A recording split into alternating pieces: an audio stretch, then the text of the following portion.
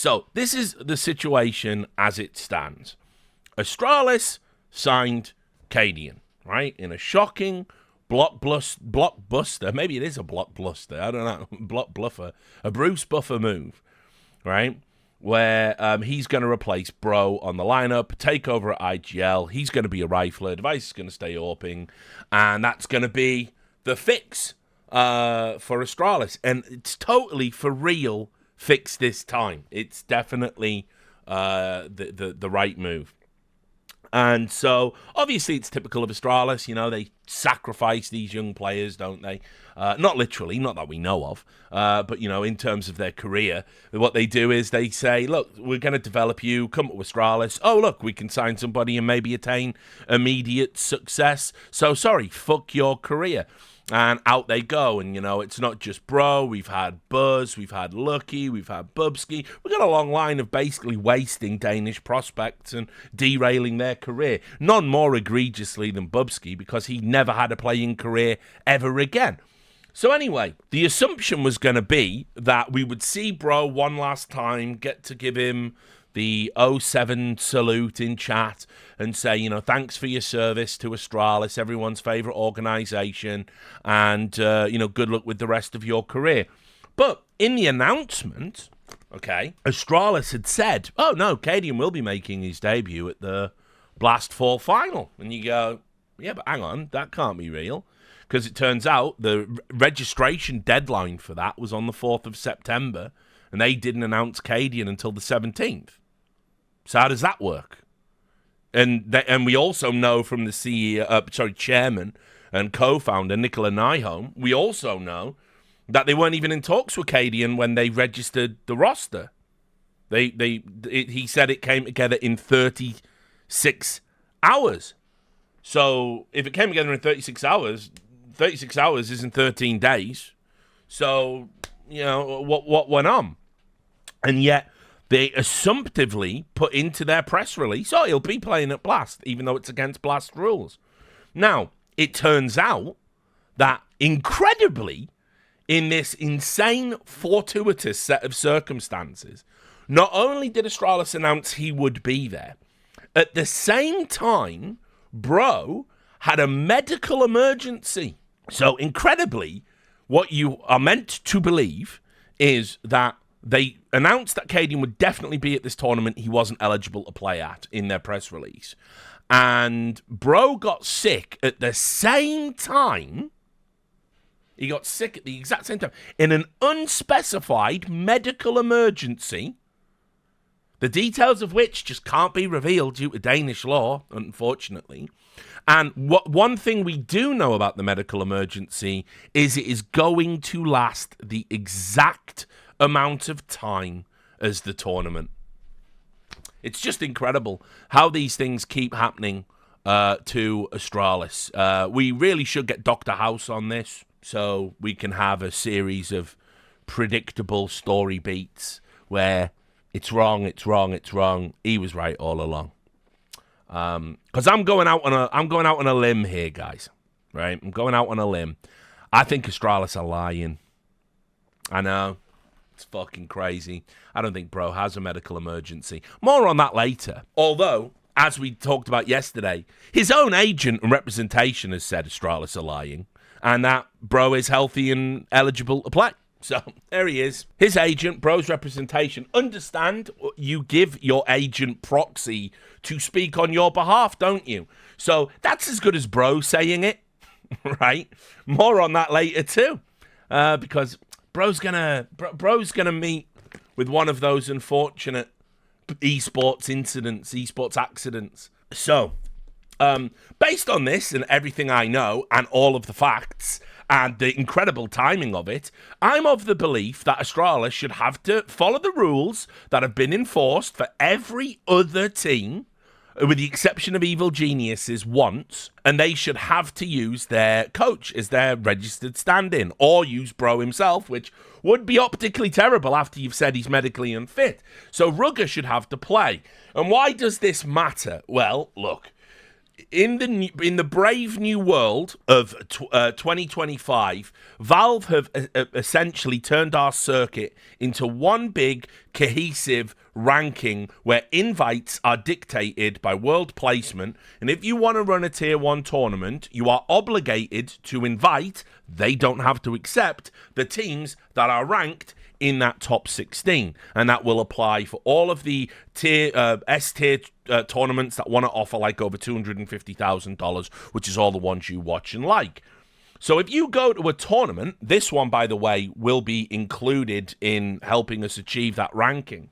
If you go to a tournament and you are given preferential treatment, that means you might have an increased chance of getting a better ranking.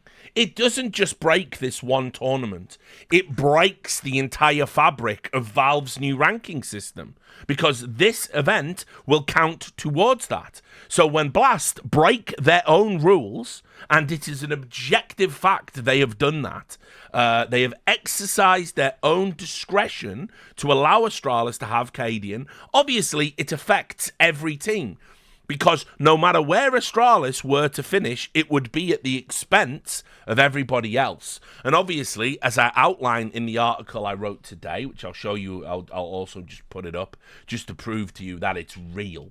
And you should totally go and read it, and it's free for everyone. Although if you do go and read it on my Substack, it would be great if you threw in a free subscription anyway. I'd really appreciate it. There it is. It's called Astralis Aren't Beating the Allegations. And I outline all of the times that Blast have enforced this rule. And they've enforced it in all sorts of circumstances. They enforced it, like for me, a medical emergency can be all sorts, but like when Rain wanted to be present at the birth of his child, that kind of seems like something you might want to do in your life. They wouldn't let FaZe use config because people were upset about it, so they ended up using, I can't remember what it was, it might have been Price Tag. They had to use somebody that wasn't their original design. And that was after Blast had told them it was okay to use config. They did it to Heroic when Dexter had visa problems, didn't they? They made them use Saw, a coach who hadn't touched the game in a ridiculously long period of time. They did it to G2 when Munacy had a delay to his visa and he was late. And they made Taz, someone who hasn't played competitive CS in like 2 years, they made him play. And so they've enforced it. Like, I'm pretty sure G2, like, if G2 had been able to use a player, like maybe Stewie again or something, and do well, maybe Hooksy still has a job. I'm sure he might have some opinions on this.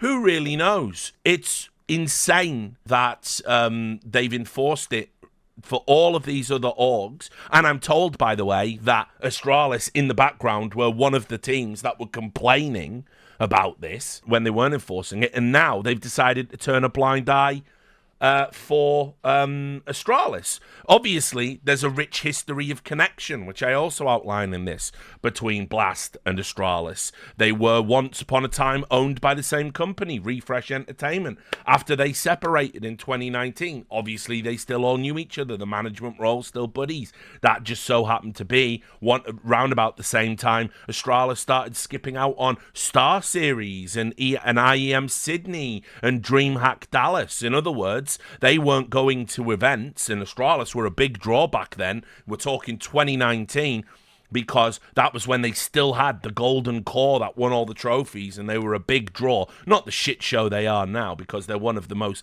mismanaged dogs. I mean, actually, Nipper above them and EG are above them, and there's probably one or two others. But, Astralis are up there. They've really fumbled having one of the best brands in the space. Anyway, they came out, and the players, they said, oh, we can't go to these events. And Zonic did a Facebook post, which I think is deleted now, and he was talking about how, like, when you fly east, it is scientifically proven you get bad jet lag. So we're not going to do that. We're going to fly west. And then, of course, they proceeded to fly fucking east anyway for Blast fucking events. And so everybody, that was when we coined the meme, Blastralis. And look, let's be real about what it was. They showed favoritism to their buddies at the expense of their their buddies' business rivals because Astralis added value by attending their tournaments, and they devalued the business rivals by not attending them. And then, of course, after that, we enter into the era of partnered fucking leagues where Astralis basically got the bag from everybody to be involved in their leagues because they were a big draw, then sat in meetings whining about all of their enemies, mostly heroic, who they actively have attempted to sabotage on multiple occasions. So, anyway, all of which is to say, there is an implied favoritism towards Astralis from Blast, given their history, which makes this decision even more fucking inexplicably stupid to do, because Blast aren't beating the allegations either. No one's beating the allegations on this, because it is what you think it is. Astralis have lied. Blast know they're lying. Blast are allowing them to lie, get away with that lie, and they are showing them objectively favoritism that they wouldn't show other fucking orgs and teams, which we know because they haven't done that historically. So this is what ended up happening, and great coverage by HLTV, by the way, obviously being a Danish-owned company, having to essentially write non-positive stories about Astralis and non-positive stories about Blast. That could be politically inconvenient for them. That could actually create some problems for them business-wise, but they've done it anyway. And so, I will always give credit where it is due for good journalism. And so hats off to all of you for covering this story and all of its emergent parts as well as you have. This brings us to what was breaking last night. Astralis told Blast Bro is unfit for play to get an emergency sub. The IGLs threatened to skip media day in protest. And so here it is. On the eve of the media day for Blast Premier Full Final, Apex, Twists, Carrigan, and Snappy all posted the same thing on X, which was, I might be unfit for Blast Media tomorrow. And that's what they all said. And I think a lot of people thought it was a joke, but they actually went ahead and they didn't do any media work. And you can see, sources tell HLTV that this phrasing is in specific reference and in protest to what Astralis told Blast when requesting an emergency substitution for the Danish event, which allowed new signing Cadian to take the place of Bro, despite the roster submission deadline passing 3 weeks ago. Astralis reportedly told the tournament organizer that Bro is unfit to play, rather than informing them specifically of a medical or health issue, two of the primary examples outlined in the tournament's rulebook for justifying an emergency substitution, as decided by Blast on a case-by-case basis in its sole discretion. That's how they word it in the rulebook.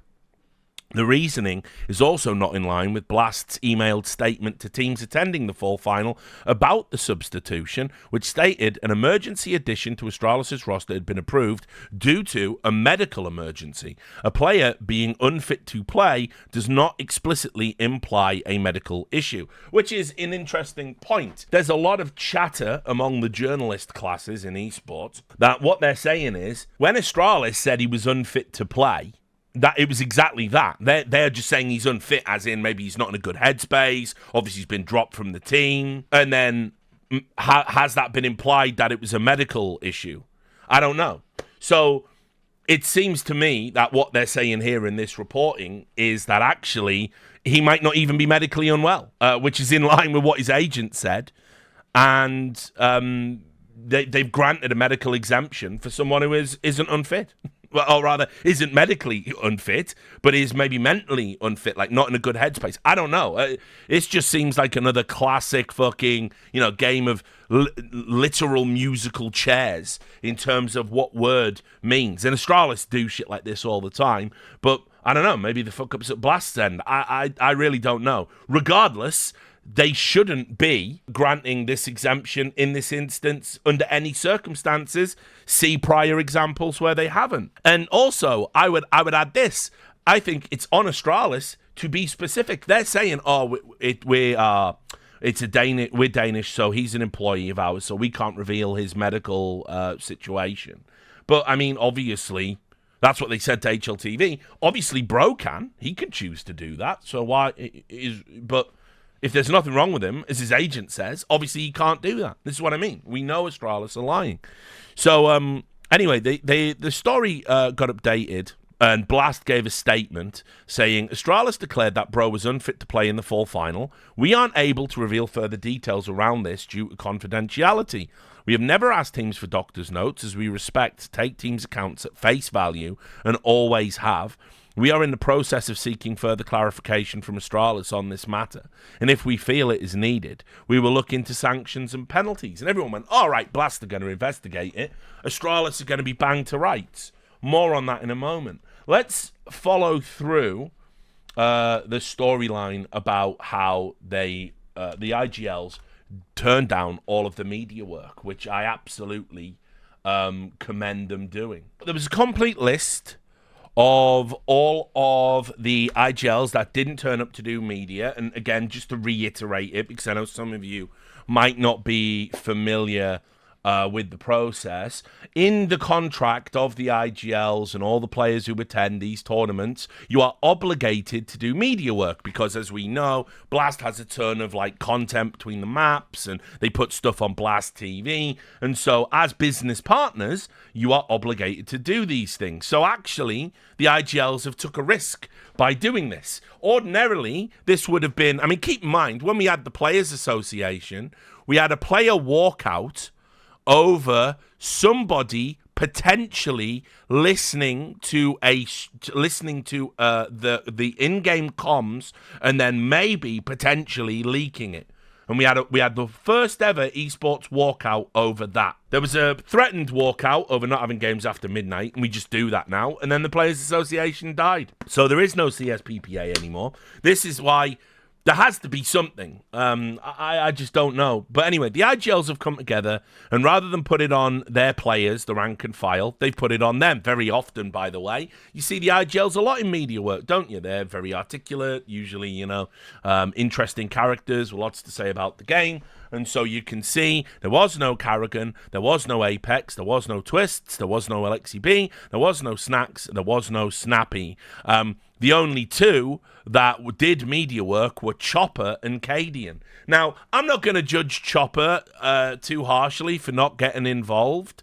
I don't know why he wouldn't, but I don't know. Maybe he doesn't give a shit about things like this. I'm pretty sure if it was affecting him, if it was Spirit that had to play against them. But as we'll get to later, he did at least sign the group letter that they put out after this. But what did this actually directly lead to? Well, we can say, thanks to the power of HLTV Shorts, there was a whole bit of content cancelled as a direct result of it, which I'm sure Blast weren't happy about.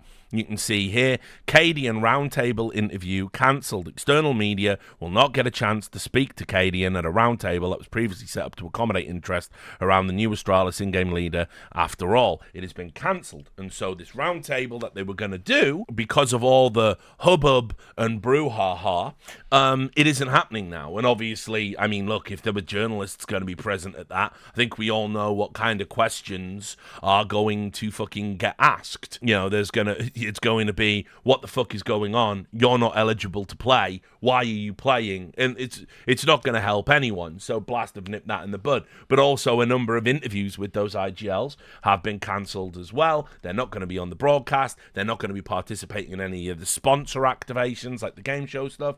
And that's fucking great. I mean, good, like I say, good on them. Now, I mentioned a letter. So, 7 captains unite to protest Blast Astralis decision in an open letter.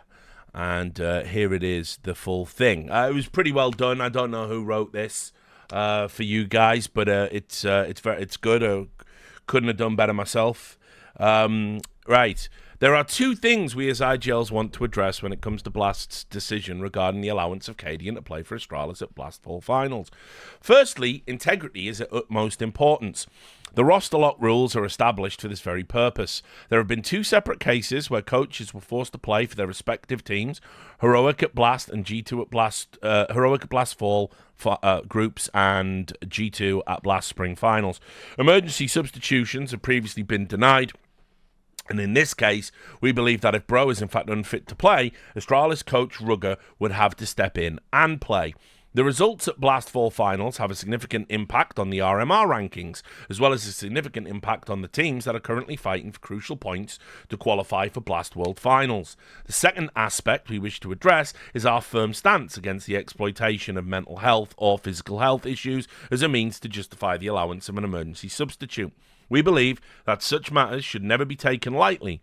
In the event that a player faces an emergency in the future, it is essential to respect their privacy and extend our wishes for a speedy recovery to them. We're not requesting evidence of Bro's situation, and we extend our best wishes and respect to him. If an emergency is indeed the case, as previously mentioned, rules are rules, and according to the precedent set by Blast, stating that if no substitutes are added prior to the event, the coach would be the primary substitute. Given the circumstances, we believe that Rugger should serve as a substitute and be permitted to play if he is in good health and fit to do so. Finally, if Astralis were to receive a penalty or sanction, we advocate any fine imposed should be going towards a mental health charity donation.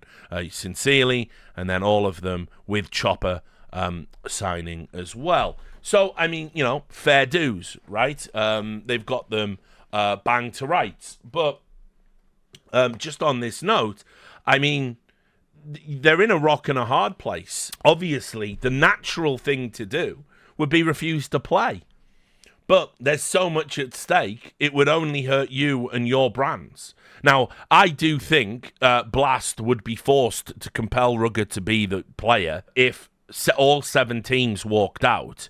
But that isn't going to, that isn't going to happen realistically. I don't think they're going to go that far. There might also be contractual obligations that Blast might take a little bit more seriously, might invalidate your entire revenue share for the year, for example, if you do that. And so ultimately, the onus really had to be on Blast to fucking hold the line and be adults about this. And it's especially bad when you consider the very clear and obvious business interests that they had in doing this. So Astralis, even if we ignore the rich fucking tapestry of Astralis and Blast and their interwoven history and Nicola Nyholm's attempt to essentially monopolize the European Counterstrike scene, even if we ignore all of that, Blast are a company that operates in Denmark. Blast is a company that, as we've reported recently, is essentially owned by the Danish government. It's certainly co-owned by the Danish government. How did that happen? Well, I'll explain. They took a bunch of seed money and capital from the government through various funds, and then what they did is, in lieu of payment, they gave those entities equity. So yes, the Danish government essentially owns a piece of Blast, and you saw that. I wrote about it when the Danish government came to PGL and said, "Oh, you can't show the gambling sponsors on stream and do any of this stuff." And it was like, that felt to me like a shakedown because PGL were a business rival coming into Blast's territory and holding a bigger and better event in the Royal Arena than Blast have done. You can make up your own mind about that. But if you read my article today, you'll see the ties to Astralis and the Danish government and the ties to Blast and the Danish government. It's one big fucking weird thing they've got going on over there. Anyway, it is just good business for Blast to have Astralis do well at their tournaments. They want Astralis in the World Finals. Of course they do. I've talked about it many times. Astralis in Denmark are one of the few esports orgs that have the type of recognition that a sports team would have. I would argue they are probably better known than some football teams in the Danish league.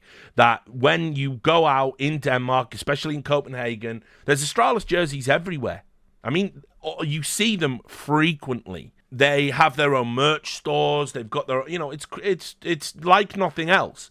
And so Blast know if they want to fill the Royal Arena, it's better that Astralis is there. It's harder to sell tickets if you don't get to see Astralis. And so the business sense in doing what they've done is apparent to see, but you can't break the rules because it's good for business. You can't do that. So anyway, the IGLs put this letter out, and fair dues, okay? That surely Blast will be moved to investigate this. And they supposedly did, and they came back, And they came back with this, much to everybody's disappointment. They said they've been given no reason to question Astralis' original statement to us. I'll read you the response in full. I don't know how you can arrive at that conclusion, because first of all, there's this thing that you operate on called the balance of probability. The balance of probability is bro isn't sick or unfit to play. Because how does this incredible set of circumstances happen that within the 36-hour time period you negotiated the Cadian move, bro became medically unfit to play and is going to be medically unfit for the duration of the tournament, then miraculously get better, and as we'll get to in a second, is going to be probably joining another team very soon. He's trialing for one at this very moment. I'm going to show you how ill he actually is. But anyway, they say, regarding the emergency substitution used by Astralis at the fall final, Blast's policy has always allowed such substitutions for health-related reasons that are beyond a team's control when no other eligible player has been registered. As of the 2024 fall final, Blast's rulebook does not bind a team regarding who they appoint as their emergency substitute. From 2025, we will look into ensuring our rulebook is more aligned to the majors and the parameters of emergency substitutes are better clarified.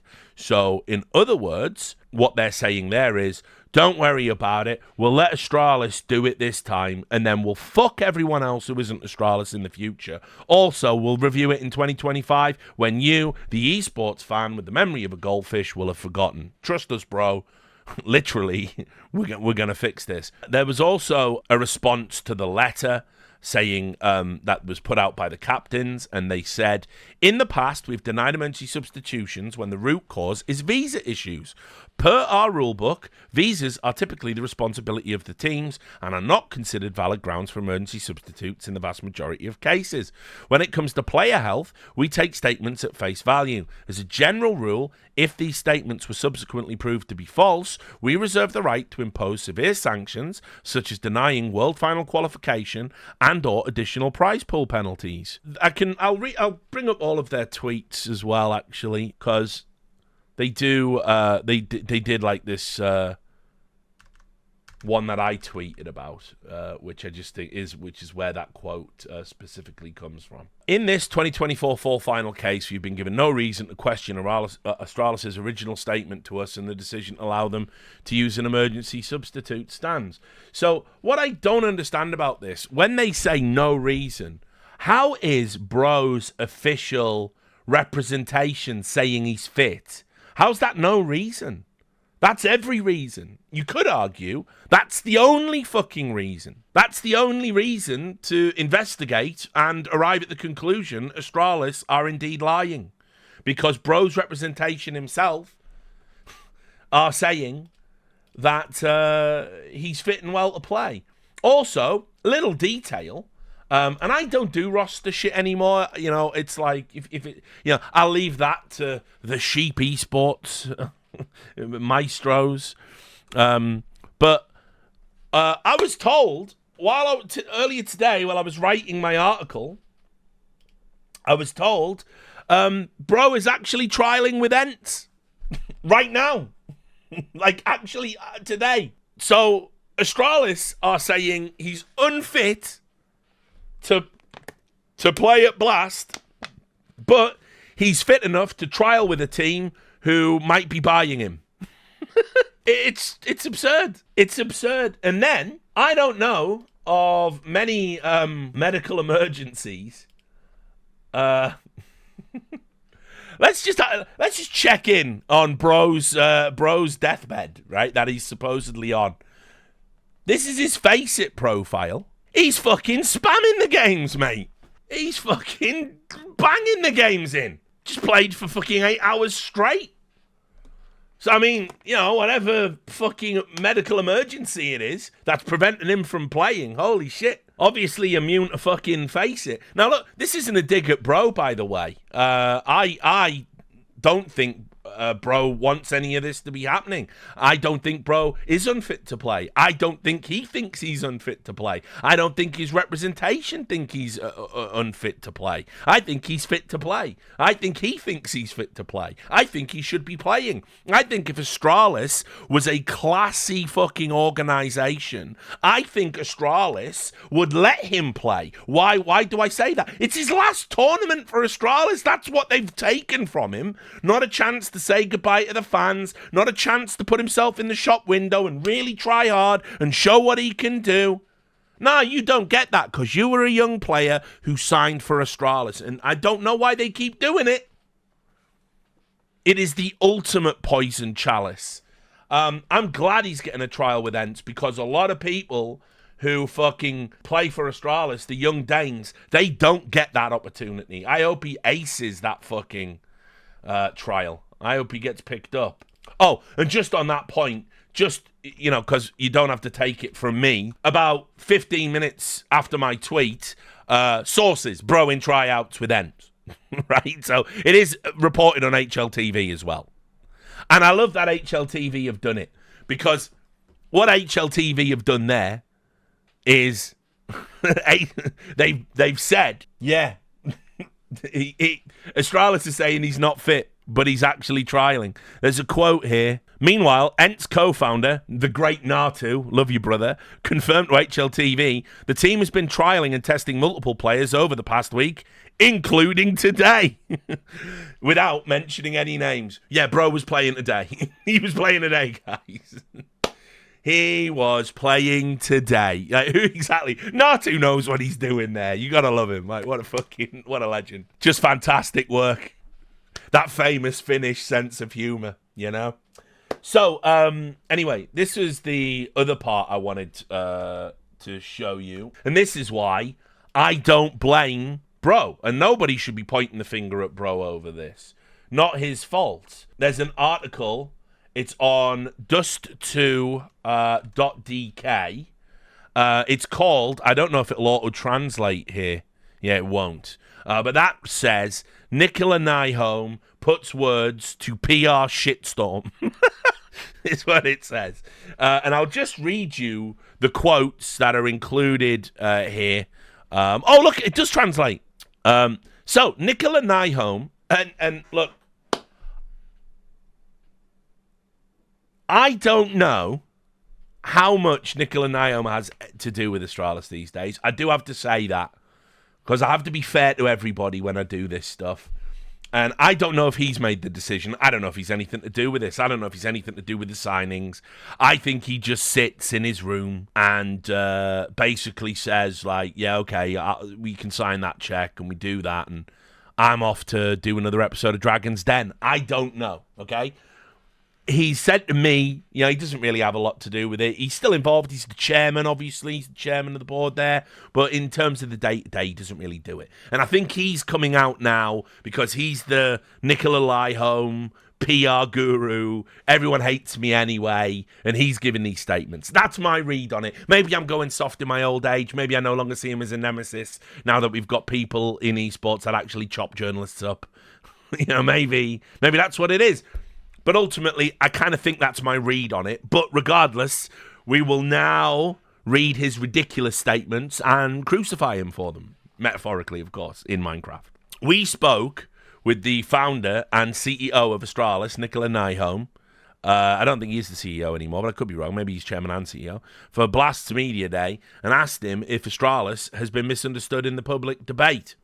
He said, I cannot say that we have necessarily been misunderstood because the problem is that we are not allowed to speak. All right, Mourinho.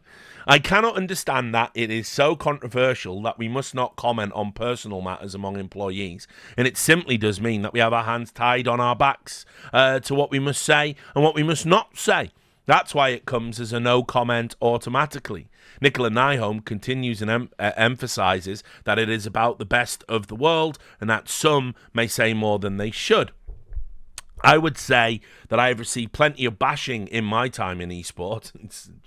Hi, what up? What up, G? What up, Kerr? I have received plenty of bashing in my time in esports, so I will probably survive one more. But we also have a young player who is through this, who must continue to have a career. And that is why it has also been, and it is incredibly important, that his familiarity and integrity be maintained. And then I do not care if we become bashed in one way or another throughout the process. Of course, this is a pity, but it is now the situation when you are a Danish employee. Blast have even gone, no, I don't have to comment anymore.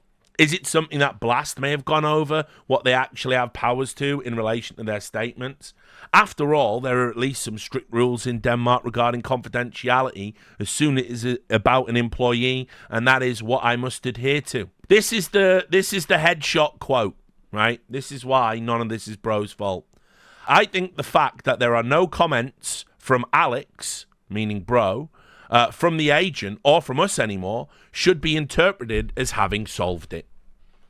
Right? So, if you know anything about the pull Astralis have in the Danish scene, you would never criticize them.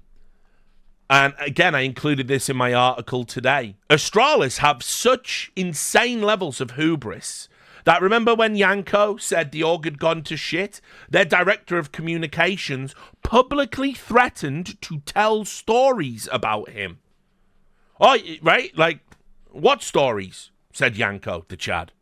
And there are no stories. But think about what sinister implications that has. This is the org that complains if they get mocked on a desk segment. This is the org that told Blast to issue an ultimatum to Thorin for insulting Device on Twitter during a tournament, saying he cannot mention us again on social media for the rest of the event. And Duncan told them to stick it up their arse and quit. And the community's so stupid, they said Duncan was the bad guy in that instance, not Blast, not Astralis, not Device for catching feelings. Because that's how fucking stupid you are. So now imagine you're a player and you want to have a career and you've got a contract with Astralis and you come out and you say something that is fucking against Astralis' business interests. What do you think happens? Do you think they use all of their influence behind the scenes to fuck your career? Oh, yeah. Have you ever wondered, by the way, how Bubsky went from being an Astralis player, right, to getting a gig at TV2.dk, and now he's just on the Blast desks. And I'm going to just say this, he's not good enough. He is not an elite level analyst. He is not good. He is not ready for S-tier broadcasts. Now, I can't help but feel maybe someone somewhere put in a word for him because he was a good little soldier. I can't prove it, but I suspect it. And I'm allowed to suspect it. And reasonable suspicion is not grounds for defamation. I will stress. So, essentially, we can safely say that, Bro's obviously not going to come out and say, I'm fit. But the evidence speaks for itself. He's trialing with the team. He's spamming Face-It games. And so, what did they need to come out and at least clarify what they meant by unfit? Like, I just suspect they are trying to say his head's not in the right place. That isn't grounds for a substitution at all. Now, obviously, this generated lots of reactions from people, including, by the way, and I was surprised to see it, former Astralis players came out. And I'm sure they've been waiting to speak out against Astralis, given all of the fucking things that happened at the end of their particular tenure. But, Dupree, I was kind of surprised by. Here's the interview he did with HLTV again. Your former organisation, Astralis, came into this tournament with a bit, understatement, a bit of controversy due to a roster change. And your captain, Snappy, is also not present here on Media Day. Do you have anything to say about this whole situation, either individually or in the name of your team? And Dupree said, on a personal note, I haven't put that much effort into understanding the whole case or getting all the details. But what I've heard is that Astralis tried to get Cadian to play instead of Bro by using the clause to add an emergency stand-in. I remember FaZe back in the day, and I also think we had Heroic not so long ago, where they were forced to play with their coach, which kind of says it all. Astralis has somehow managed to dodge that and get to play with Cadian instead of actually using their coach by saying that he's sick or whatever. So if that is the case, that they actually came to this conclusion by lying about someone being sick, then of course I don't really agree with that. I think that it is a poor decision, especially with the history that I had with Astralis when we had players taking medical leave due to stress and being burned out. If it comes to the fact that it is the truth, then I obviously think it's a really poor decision, but I leave all kinds of judgments to Blast and to whoever is out there to make the right call. And then I will see what will happen in the end. But right now, with the rumors that I heard about, I think it's kind of poor, and obviously all the players are talking and chatting behind the scenes. They know it's a lie. We know it's a lie. I know it's a lie. Blast knows it's a lie. Everybody knows it's a lie, and we're just all going along with the lie. It's just weird. Anyway, just on that note as well, obviously this is something that Dupree would kind of take a dim view of, because remember, as I exposed in another incredible expose of behind the scenes at Astralis over at Deserto at that moment in time, it was in 2020, I believe. What the players had to do was they had to essentially go to doctors to get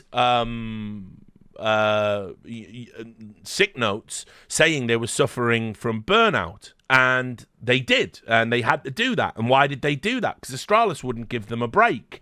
Astralis told them they had to wait for a break. And why? Well, just for context, and it's fresh in the memory because I put it in the article today, right? At the end of 2019, Astralis went on a run where they played 5 tournaments in 43 days, where they had to go from Denmark to China, China to America, America to Denmark, Denmark to Bahrain. And they did that in 43 days. Think about that. This was an org that historically, remember, skipped out on those tournaments. And they did that. And they think they won like 3 of them and got the semifinals in the other 2. It was pretty fucking epic, right? And they got to 2020 and they said, can we have a fucking break? We are fucked.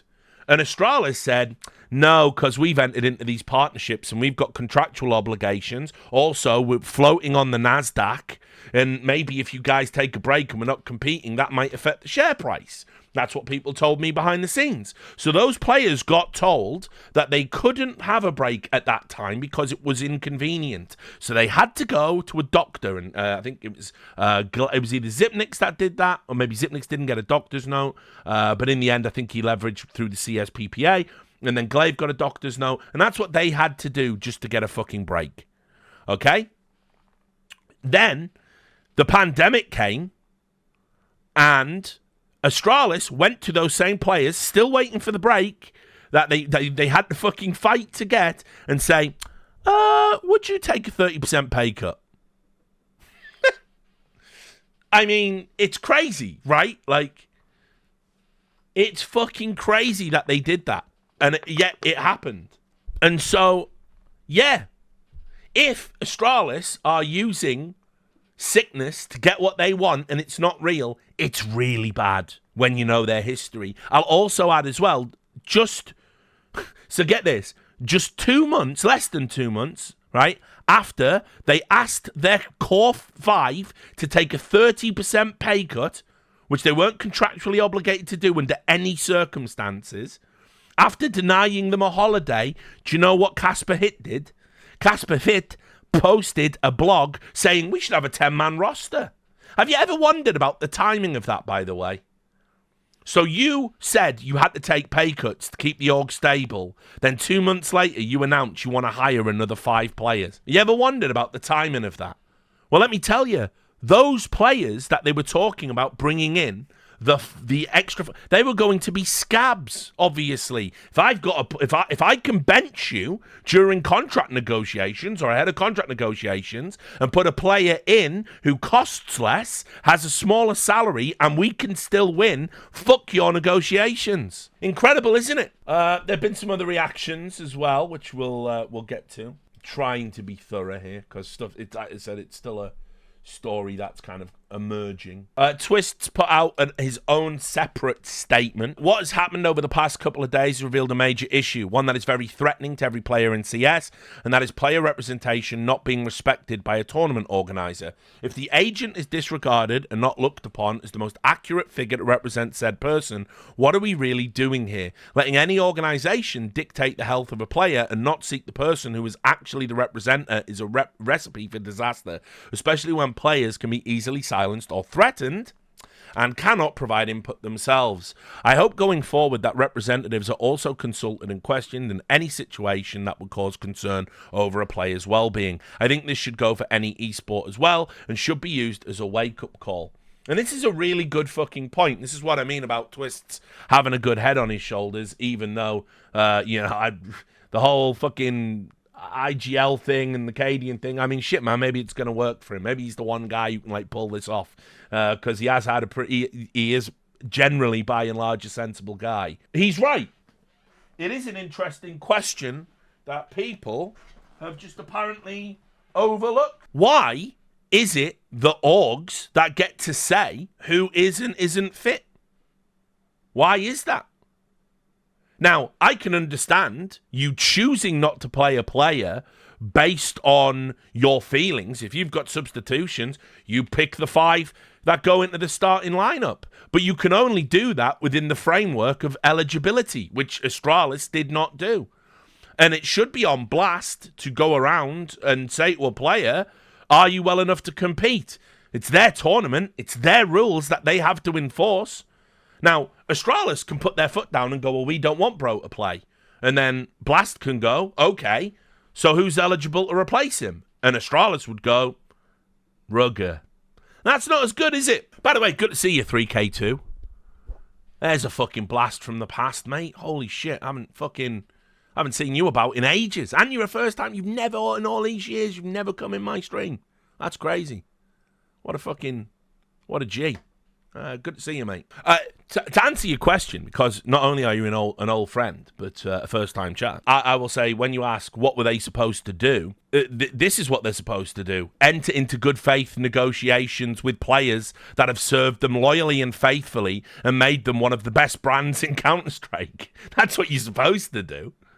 You're not supposed to bring in 5 fucking scabs to fucking try and leverage and strong-arm them out of negotiations. Now, look, obviously we all know Zipnik's got a fucking ridiculous contract that he was in no way entitled to. But I'm just saying, enter into the good faith negotiations to begin with, and if Zipnik wants too much, you say, look, we tried, sorry, but we're not going there. We're not going that high. That's what you do. What you don't do is try and leverage a better contract deal by saying we've got replacement. You're easily replaceable. I mean, those were not replaceable players. Those were legends. They made Astralis. I mean, quite literally and not figuratively. So that's what I would say. But I mean, Zip's gone on to have a pretty good career outside of play-in. I love him in the mouse setup. In fact, on that note, he also was one of the players that spoke out. Not very eruditely, but he did say something, which again I was kind of surprised, especially as he got the bag. Now, I don't speak emoji, but it's the it's the no longer a white supremacist symbol, and firm handshakes, which also, it's kind of interesting, isn't it? Because of the association with Dr. Disrespect, firm handshakes now is the worst of those 2 symbols. It's weird how times change. You got to keep up with these things. But anyway, he did show solidarity, and fucking good on you, Andreas, for doing that. He did show solidarity, and he should. Everybody should. All of the players should support what those IGLs have done. It's the right thing to do. Unfortunately, Astralis fans are brain damaged, and he got that reply: traitor, screw you, man. And always a class act. He didn't bite. He said it's not about Astralis, it's about rules and setting a standard and then following that standard. You see, that's why he's a great guy. He's a class act, even though we did give him all that shit on By the Numbers about his unfeasibly large contract. He's a cool dude, always has been. Anyway, so back just to put a pin in Twist's point, for me, I think moving forward, if you want to revise this, maybe there does have to be some sort of a liaison that is a point of contact with the players. Because, as I said, the org is absolutely right to control who plays for them, but it's the tournament's duty to enforce eligibility. And if a medical emergency is being requested, it seems to me that the basic due diligence would be to go to the player and say, "Hi, are you having a medical emergency?" And if they go, "No, I'm not. I'm getting fucked by my org, actually," Blast can turn around to Astralis and go, "You have lied. You have broken the rules. We are going to sanction you." Doesn't it strike you as odd, by the way? Doesn't it strike you as odd that Blast have said they've conducted an investigation, they've got no reason to doubt Astralis, but they haven't spoken to Bro? Like, I'm not fucking Sherlock Holmes, right? Sherlock Globo Homo here, right? You know, but I would think in an investigation into whether or not Bro was ill, a prime fucking witness would be Bro. Like, I'm just, you know, I just don't know. I just don't know. So Rain made another good point as well. I mean, you've really seen who the sort of intelligent and thoughtful players are around this topic, and I'm really pleased actually that we've got so many of them, because this is probably something that in other esports, like if this was League of Legends, like I don't think anyone's doing anything about this. And I think if anyone tried, Riot would just fucking step in and, you know. But again, from the media work they've been doing at the Blast event, he was asked, I also have to ask about the Astralis situation. Your in-game leader, Carrigan, who is not here, and he made a joint statement with the other IGLs that went out recently. Is there anything that you would like to add about your stance on the whole thing? Looking at all the different times they've enforced their rules and made sure teams have to play with coaches, I think that stuff, the statement, is complete. Their statement, Blast's, is complete bullshit. I think Blast isn't making a good picture of themselves for next year when teams have to choose events, and I think they're shooting themselves in the foot by doing this. It's just bad, to be honest. And so, obviously, what does he mean by that? Well, yeah, we are entering into a fucking... And by the way, that's why Rain was always the Giga Chad, and it was never Hooksy. It was always him, and it's always been him. It is a brave new world in 2025, and Rain's right to identify this. That, yes, Blast can win today, Astralis can have their ridiculous bias, fucking rule-breaking shenanigans. They can have that now. But in 2025, you've seen the calendar. Like, the calendar is fucking crazy. There are events every weekend. There are events overlapping. There are events that are logistically impossible to get from one country to another in time to play. It is going to be like 2014, 2015 again. You can decide whether or not that's a good thing, but having lived through the partnered leagues era and the Wild West era, I preferred the Wild West, frankly. So I'm glad we're getting back to it. But here's the interesting part. If you are going to attend these events, they are offering you financial incentives to do so.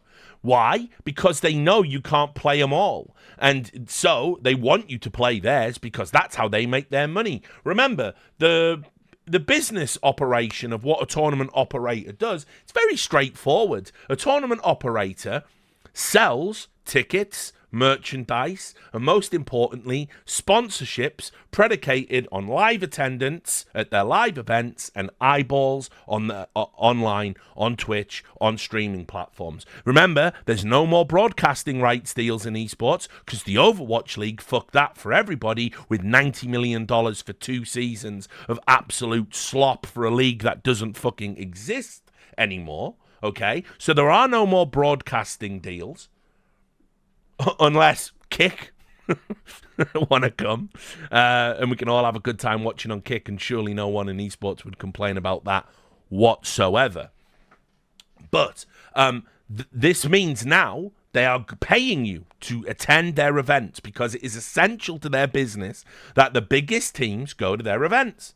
Now, imagine you're a tournament operator and you have let one team fuck over 7 other teams in attendance. You're all business partners, but you have chosen one over the other and allowed them to break the rules you've enforced against it. Now, I'm going to go out on a limb here and I'm going to say, while it might be good business for Astralis domestically, when you have an event in the Royal Arena, I think FaZe is the bigger org globally. I think that's an obvious statement to make. And I think it is more important that FaZe goes to your events than Astralis, just in terms of that global viewership that is also essential to your business model. Well, now, after you fucked FaZe out of having a sub they wanted, after telling them it was okay, then letting Astralis have a sub in what is the most obvious, transparent lie they've ever told, and they've told loads of those. Maybe Rain and Carrigan and these senior players, by the way, Banks, Round Banks in the chat, when Banks took over FaZe again, he's like, these guys are legends. We aren't going to cut them. After everything they've given FaZe, they're going to go out on their own terms. Now, I do strongly suspect we're not far from a Carrigan retirement, and I imagine a Rain retirement will follow pretty quickly after that. So I think these guys are actually like, yeah, fuck it, let's ball. You know, we've got nothing to lose. There's a rebuild around the corner for FaZe no matter what we do. And I think they're going to sit down with management, and I think they're going to say, and by the way, management is a large part of it, just is Carrigan. He essentially runs the team himself as a separate little project within FaZe. They're going to go, yeah, we don't want to go to Blast anymore. And if they don't go to Blast, maybe other teams don't want to go to Blast. Put it this way, if you're Vitality, it directly affects you. You're their opponent in their first game. You should be playing against fucking Rugger, not Cadian. You should be watching Device try an IGL, not Cadian. So maybe Vitality don't want to go to Blast. And then all of a sudden, holy shit, imagine if Na'Vi didn't want to go. That's your viewership right there. They are the most watched team in CS. And this whole thing could snowball, and suddenly you've got your wish. It's Astralis beating up all the Tier 2 teams.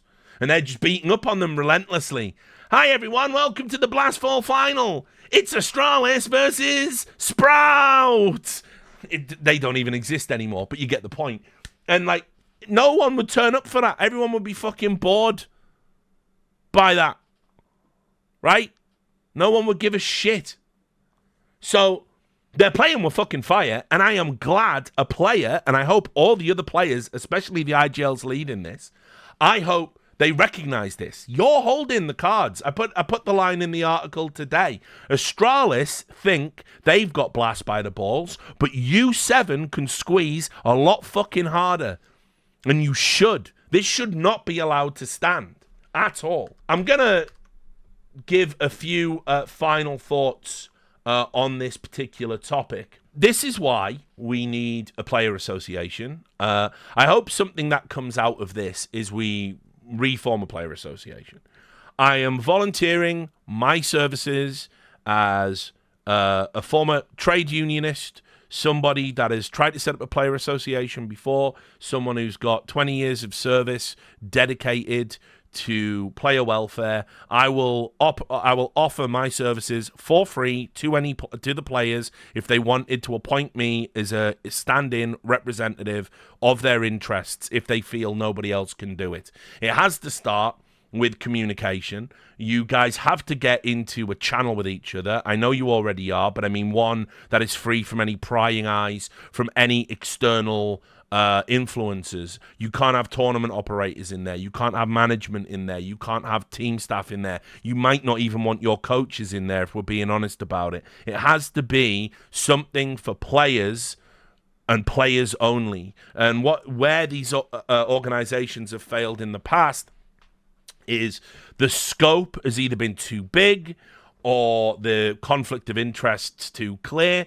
We had issues, I did reporting on the CSPPA, and the CSPPA, they were excluding like tier 2 players. They were like saying, you're not big enough to even be in the union. That's not how a union fucking works. And obviously, you can't call it a union. It has to be an association for legal reasons for your American friends. I'm more than aware of that, having tried to set one up in the past. But basically, you need to come together and you need to show solidarity for one another, and you need to appoint a figurehead who cannot be hurt or penalized replaced by either his org or the tournament organizations, the tournament operators that you work with, and they need to communicate all of your messaging. This would have been worthy of a walkout. This would have been worthy of a strike. What has happened here is a disgrace. It is a disgrace to competitive integrity, and I'm incredibly sad that 7 IGLs have had to take it upon themselves to write an open letter, and still no good has come of that. The CSPPA dying is a travesty. There has to be a replacement for it. ESIC aren't going to investigate this, and even if they could or would or did, they are toothless. They wouldn't be punishing partnered leagues. I don't even think that's within their remit to do. I think that Valve should be intervening with this and saying, look, these points for our RMR, that's our shit. And you are fucking with our shit. And we give you a license to have our game so you can make money from it. We don't have to do that. But Valve are absentee fathers. So the players want to put their heads together and definitely appoint someone. As I said, I would volunteer if they think there's a better choice. Go get that choice. But I urge them, whoever you pick somebody and start building a players association like they have in League, like we had for about 2 weeks with the CSPPA. You have got to bring that back, because in the Wild West 2025, the stakes are too high and the shit is going to be crazy. For instance, we already know we've got organizations that sponsor teams running tournaments where they invite those teams to come and win ranking points. We can't have that. We can't have that. We can't allow that. We've got to put a stop to that. Like, there's so many things we need to fix if this circuit is to mean something. And let's be clear what's at stake when I keep talking about stakes, right? The stakes are this. It is the entire legacy of the sport. It is the entire history of the sport. How many lapses are we going to let happen? How many times are we going to allow circumstance dictate attendees and winners and all this other shit? We shouldn't. It's a competition. The only thing that should matter in a competition is who was better on the day at that moment in time and who wins. It shouldn't be, well, you know, Astralis have got these business interests, so we've got to let them slide. It can't be that. And when it becomes that, you don't have a sport. We move one step closer to having a world of kayfabe, where we have everything being fixed and rigged and decided and pre-approved and pre-screened. And it becomes a waste of time for everyone. It just makes suits a bunch of money. It doesn't satisfy or nourish your competitive instincts, because it is no longer a competition. Not a fair one anyhow. So I really want the players to do that.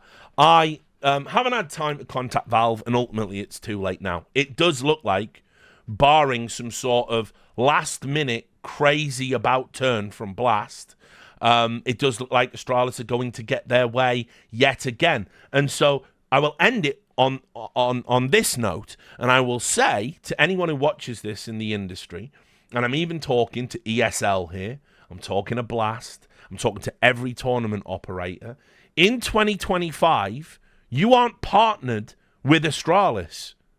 You don't have to put up with their bullshit. You don't. You absolutely don't. Maybe Blast deem it necessary because of the Danish connection. What's the excuse from the rest of you?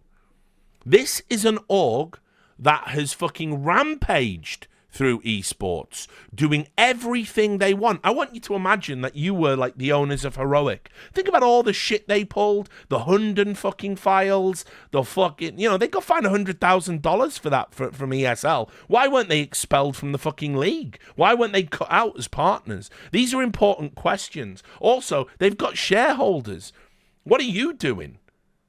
You know, this is your property that is being, like, ran through the mud. And they do it every single time. If there's a way to fuck up their PR and make people despise them, Astralis will find it every time. Because you have to ask yourself, why is this so important? Why do they have to... Why can they not wait to get Cadian in? And it's two reasons. One is they absolutely must qualify for a major, having not qualified for 3 in a row. right? They absolutely must. It's the moneymaker. But more than that, it's they feel entitled. If they see a rule they don't like, they just don't follow it. If they see a team they don't want honing in on their territory, they just destroy them. They will just do whatever they want. And everyone is allowing them and enabling them to do it, so they won't stop. They will keep crossing the line until you say, no, you can't. And so I implore every tournament operator to have a long, hard think about how much more fucking bullshit you're willing to swallow from Astralis. Like, what is it going to take? They have done everything you can think of. I didn't even include, by the way, I tried to summarize the history of everything they did, and it was like 1,000 words, right? And I missed out stuff.